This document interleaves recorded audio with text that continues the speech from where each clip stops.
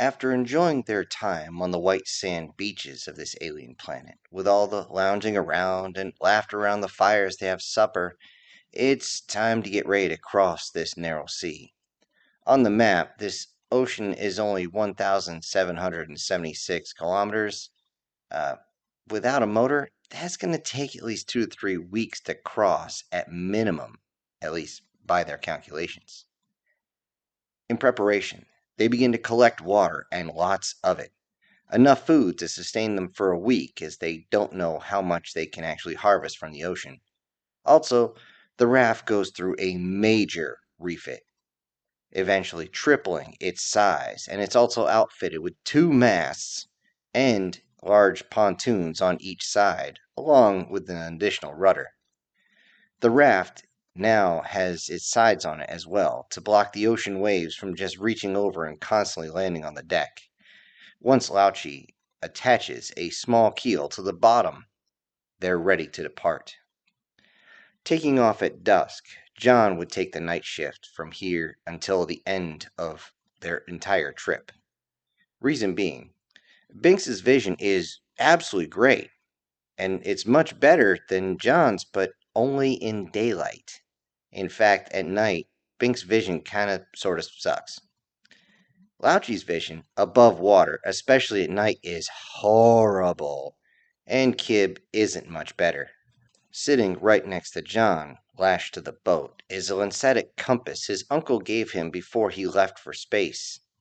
He could hear the words of his uncle play in his head, saying, "Just in case you've lost your way, this'll guide you home."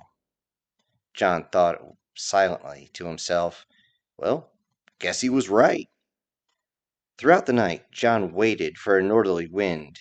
In the middle of the night, as the sky showed him constellations he couldn't recognize for the life of him, the wind started, and John jumped up. Taking special care not to wake anyone else, he raised the sail and the boat lurched forward, so hard, in fact, that he fell off his feet.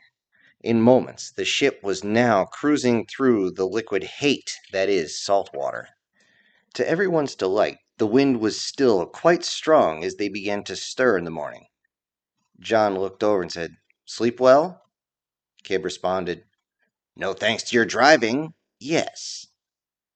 Moving around had to be done very carefully on this raft, as this is just a makeshift boat after all. Kib was perfectly fine on all fours, while Bink had to dig his talons into the wood to maintain his balance. He had to do this very carefully, as he had to make sure his talons didn't cut the lashings. Lauchi, however, did not enjoy being on the boat at all. She dehydrated far too quick in the sun for her liking, and this made her quite nauseous. John commented, "Who would have thought a fish could get seasick?" She was confused, and he had to explain the comment, and though she didn't care too much about the seasick part, she resented being called a fish, and of course that mistake wouldn't be done again.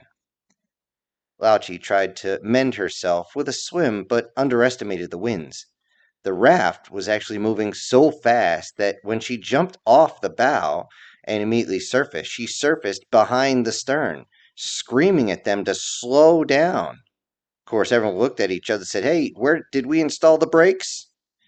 The men turned back at her, more aggravated at them for the joke, as she just shouted for them, and they shouted back simply for her to swim faster. And like a sports team members, they just kept trying to inspire her to catch up as she closed the distance more and more. When she finally got close, the guys reached out, grabbed onto her, and pulled her onto the boat, telling her how fast she had gotten.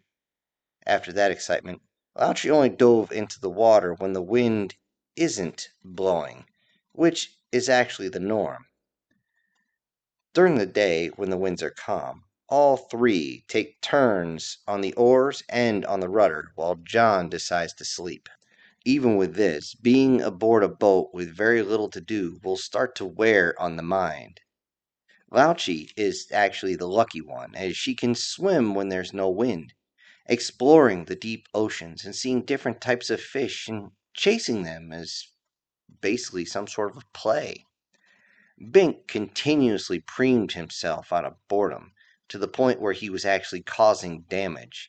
Every few days, someone has to run the dermal repair unit on him as he begins to bleed from digging in too much.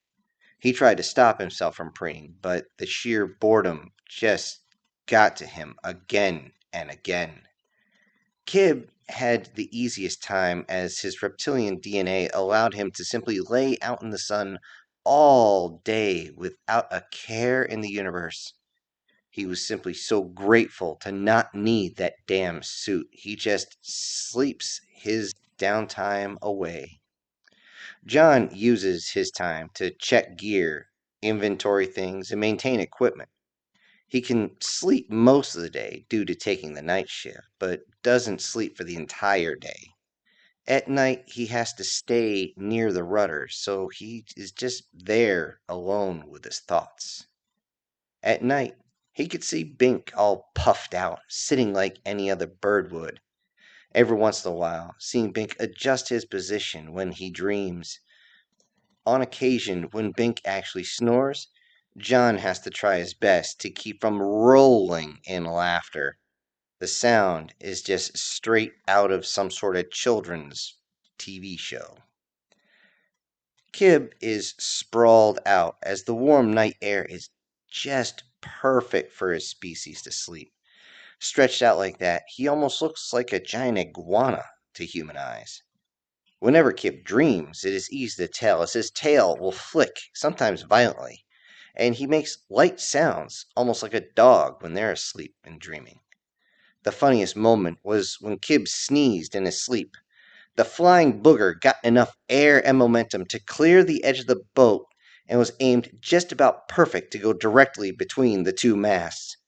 Instantly, and seeing this, John jumped up and raised his hands into the air, all fingers extended and joined. When he did this, he had to stop himself from yelling, "And it's good!" What keeps John's mind focused enough, though, to stay awake was the lady on the basically bear-skinned rug. They weren't sure what to call the creature, so they just kind of called it that. She still found it very soft and just loved sleeping on it. It didn't matter how she laid on it, though. Her clearly female form glistened in the light of the moons, each curve and crevice accentuated by the light and shadow. Each time she moved in her sleep allowed John to spike just a little bit of dopamine into his brain, aiding in his focus and staying awake. Only a few moments did he think that she might be awake, perhaps realizing what he was thinking and maneuvering her body into provocative displays. John didn't really care at this point, as it simply helped him stay awake. Wherever his mind went, as long as his eyes stayed open, it didn't matter. As the third week ticked by, the agitation grows amongst everyone else. It's becoming more and more difficult to keep tempers under control. What kept them from completely losing their minds was the sudden show of islands in the distance. According to the map, this meant that the mainland is close, much closer. With a bit of excitement and the wind at their backs, they watched as the cliffs slowly came into view. The solid light of the cliffs made John think he died and went home, or maybe he's just delusional. But no, that's exactly what they looked like. Though it would only take another 2 days to reach this mainland, spirits were suddenly very high. Targeting another sandy beach, they all bolted off the boat the moment it touched the sand. John grabbed the line and ran to the nearest tree to tie it off, then just dropped and sat there for a minute looking out onto the ocean. Everyone was just happy at that moment to be on dry land. Surprisingly, even Lauchy. Realizing they had to reset before setting off again, John let everyone know that they would hold at this location for a couple of days before they stepped off again. First, they needed to get their land legs back. They didn't understand this. Lauchy honestly didn't need it, but the other two realized really quick as they got very nauseous within 20 minutes of actually leaving the boat. Then They had to resupply and reset everything. Only then can they continue. That night, they had their first cooked meal in weeks, though they were happy to at least have food on their trip that Lauchi had pulled out from the ocean. The rechargeable cooker had actually run out of power while they were out the ocean, so they simply scuttled it. Lauchi had actually found some sort of underground crustaceans near the beach, and John had located an enormous crab like creature that was actually hanging on the side of a tree. Both had shells so tough that they had to use the pulse rifle to dispatch them. Bink and Kib saw what was cooking, and they were hesitant to eat any of it. That is, until Lauchi and John began enjoying every single bite, making those wonderful nom nom noises as they chewed. They were enjoying the meal, but John had to spoil it just a little when he told them that he can't preserve what they're eating at all. He doesn't know how. So eat up, he said. This allowed them all to simply chow down until there was absolutely nothing left. Later on, while the other three got provisions, John began to examine the area. Using terrain association and comparing it to the hollow map, John figured out their exact location and then cursed out loud enough for the others to hear. They all heard this and came running as John trudged back towards them through the mud. Then they asked what the hell was wrong. A little dismayed, John said, I just figured out where the hell we are exactly. Binks asked, That is a good thing, is it not? Yes and no. He then stopped and looked up at them. I hope you pack the suit. We're going to need it. Kib was more than a little put back at this. I do not wish to be imprisoned in that thing again. I will take my chances without it. John simply turned to him, looked him in the eye, and said, It's not for you.